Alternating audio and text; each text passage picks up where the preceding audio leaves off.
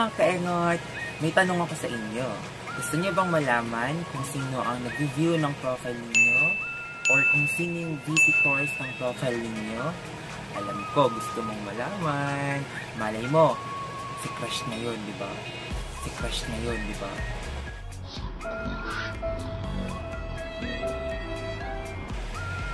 So sa video na to, tuturo ko sa inyo kung paano natin magagawa yun. So wala tayong kailangan i-install na application. Ang kailangan lang natin ay browser. Kahit anong klase ng browser, basta kung anong available sa phone ninyo, okay na yan, gamitin niyo yan. Pero syempre, bago tayo magsimula, mga best, subscribe muna kayo at hit nyo na rin ang notification bell. So, ito na siya. Ayan, so una mag-open lang tayo ng browser natin. Pagka-open natin ng browser natin, ang pinakauna natin gagawin, syempre pupunta tayo kay facebook.com. Then, punta tayo sa profile natin. Ay naman kay Ate Rere ko. Press siya doon. Then, request tayo ng desktop site. Okay. Then, after that, punta tayo sa URL box. Then, sa pinakaunahan po, before HTTPS, itatype natin ay view source, then colon sign. So, again, view dash source, then colon sign. And then, now, papakita niya sa atin yung codes ng Facebook profile natin. So, hindi mo kailangan maging programmer or IT para maintindihan mo to. Kasi hindi mo naman siya kailangan intindihan. So, ayan na siya. Then, sobrang haba niyan. Makikita natin yung profiles ng mga nag-visit sa atin sa bottom part. Almost bottom part of the page. So, scroll ko na siya pababa. Then, hanapin natin. So, malalaman mo yun kasi marami siyang sets of number. It consists of 15 numbers. Each profile consists of 15 digits. So, hanapin lang natin siya.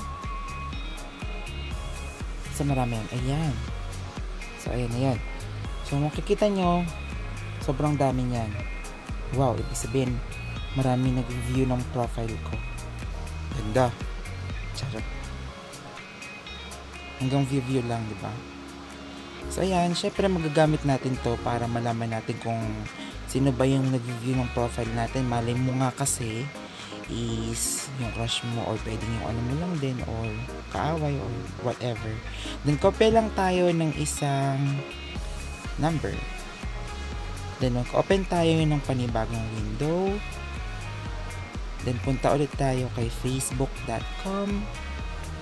Then, punta tayo sa profile natin ulit. No need na ng desktop site this time. Okay na yan. Then, click the URL box. Punta lang tayo sa pinaka-last.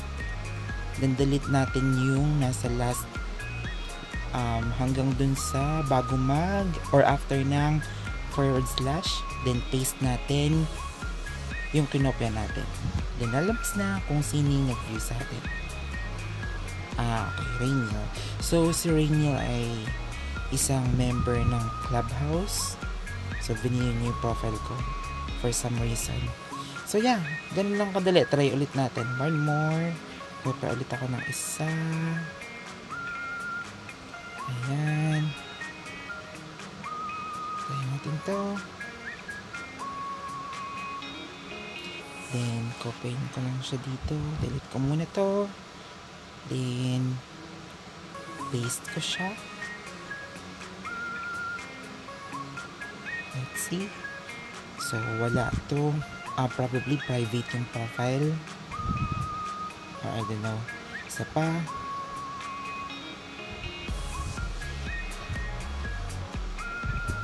Okay. Let's check this one.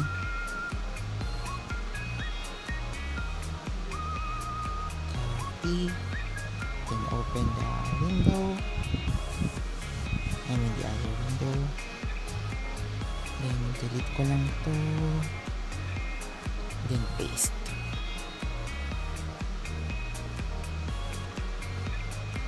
Tchanan! Si Riza, estudyante ko siya dati. O, di ba mga best, madali lang. Try mo na. O, alam ko, tinatry mo na. Thank you.